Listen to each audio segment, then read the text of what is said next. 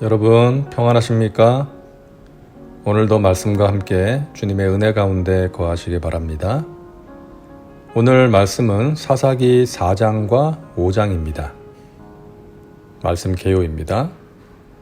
4장 1절부터 4절은 80년 동안 평온하던 이스라엘이 또다시 악을 행함으로 가나안 왕 야빈의 압제하에 고통을 받게 되고 그로 인해 하나님께 부르짖는 내용입니다. 5절부터 16절은 여선지자 드보라와 조력자 바락에 대한 내용입니다. 17절부터 24절은 시스라의 죽음과 야빈의 파멸에 대한 내용입니다. 5장은 드보라의 개선과 승리의 노래입니다. 이스라엘을 구원하신 하나님을 찬양하고 전쟁에서 상반된 모습을 보였던 백성들의 모습과 승리의 장면을 묘사하고 있습니다. 말씀 묵상입니다. 오늘 본문에는 두 여자가 나오죠.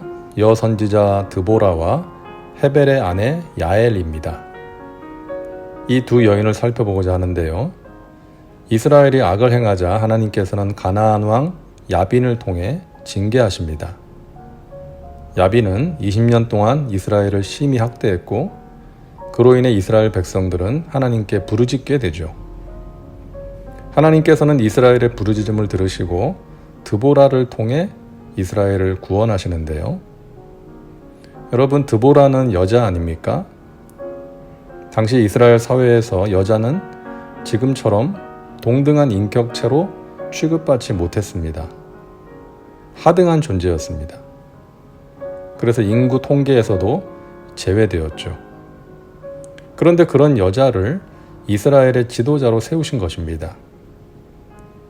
하나님께서는 하나님의 마음에 합한 사람이면 그가 누구든지 어떤 형편에 있든지 들어서 사용하시는 것입니다.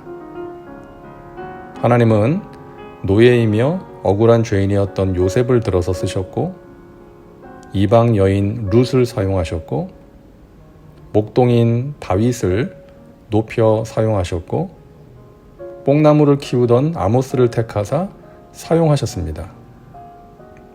이처럼 하나님이 쓰시는 사람은 남녀노소, 신분의 귀천이 없는 것입니다. 우리는 사람들의 외모를 중요하게 볼 때가 있습니다. 하지만 하나님께서는 중심을 보신다고 하셨죠. 하나님을 사랑하고 경외하는 중심, 하나님을 믿는 그 중심을 보시는 것입니다. 5절을 보면 그는 에브라임 산지 라마와 베델 사이 드보라의 종려나무 아래에 거주하였고 이스라엘 자손은 그에게 나아가 재판을 받더라. 사람들이 드보라에게 와서 재판을 받았다고 말씀합니다. 드보라는 지혜로운 여자였고 어느 한쪽으로 치우치지 않는 공명정대함을 가진 그런 사람이었던 것 같습니다. 그리고 모세의 율법에 정통했고 그 율법에 따라 백성들을 재판했겠죠. 그래서 여자였지만 백성들이 와서 재판을 받았던 것 같습니다.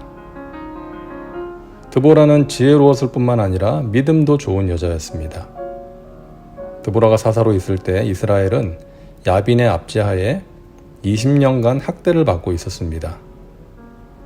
야빈은 철병거 900대를 가진 그런 왕이었죠. 당시의 철병거는 다른 민족들이 가지고 있지 못했던 아주 강력한 무기였습니다. 하지만 드보라는 하나님의 명령을 받고 즉시 전쟁을 합니다. 바락을 불러서 말합니다. 이스라엘의 하나님 야훼께서 이같이 명령하지 아니하셨느냐? 너는 납달리 자손과 스불론 자손 10,000명을 거느리고 다볼산으로 가라. 내가 야빈의 군대 장관 시스라와 그의 병거들과 그의 무리를 기손강으로 이끌어 내게 이르게 하고 그를 내 손에 넘겨주리라 하셨느니라. 드보라는 하나님의 말씀을 들었고 그 말씀을 믿었습니다. 그래서 지체하지 않고 두려워하지 않고 담대하게 나가서 야빈의 군대 장관 시스라가 이끄는 강력한 군대와 싸울 수 있었고 승리할 수 있었습니다. 하나님이 주신 승리였죠. 그리고 드보라는 모든 영광을 하나님께만 돌립니다.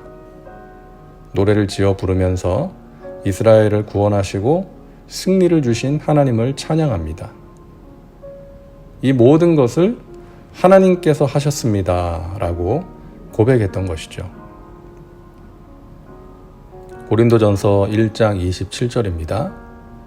하나님께서 세상에 미련한 것들을 택하사 지혜 있는 자들을 부끄럽게 하려 하시고 세상에 약한 것들을 택하사 강한 것들을 부끄럽게 하려 하시며 하나님께서는 약한 존재, 여자인 드보라를 택하사 사용하셨습니다.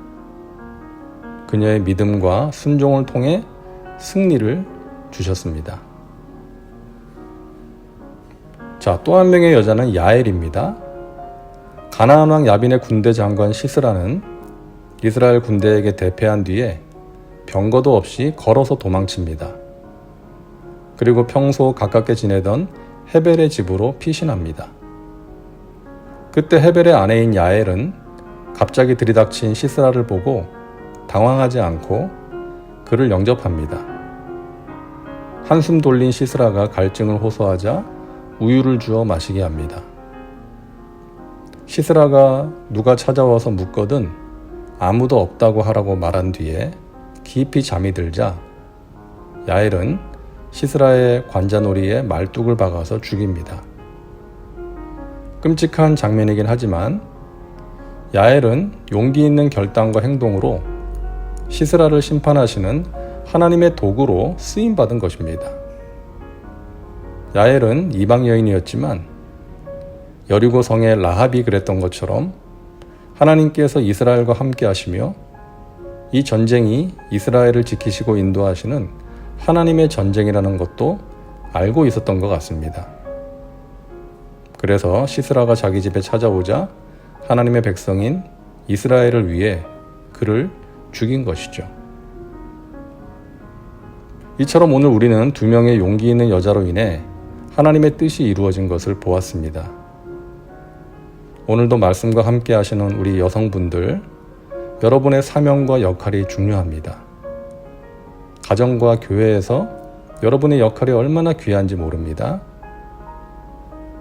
오래전에 한 여인이 교회에서 하나님의 영광을 위해 살아야 한다는 목사님의 설교를 들었습니다. 그 말씀을 듣고 고민했습니다. 한낱 가정주부인 내가 어떻게 하나님의 영광을 위해 살 수 있을까? 그러다가 기도합니다. 하나님, 제가 하나님의 영광을 위해 할 수 있는 일은 저에게 주신 두 아들을 말씀과 기도로 양육하는 것이라 생각합니다. 그래서 아들들이 하나님의 영광을 위해 쓰임받는 것이라 생각합니다. 그 일에 제가 최선을 다해 보겠습니다. 그 여인이 바로 오래전에 영국의 대각성 운동을 이끌었던 존 웨슬리와 찰스 웨슬리의 어머니 수산나 웨슬리였던 것이죠. 여러분이 아이들과 씨름하고 남편 뒷바라지하고 다람쥐 쳇바퀴 도는 것 같은 반복되는 일상 속에서 무의미한 삶을 살고 있다고 생각하실지도 모르겠는데요. 여러분, 그렇지 않습니다. 절대 그렇지 않습니다. 여러분을 통해 여러분의 가정에, 가족들의 삶에 하나님의 영광이 임합니다. 여러분이 지루하게 반복하는 그 일이 하나님께서 여러분에게 맡긴 일입니다.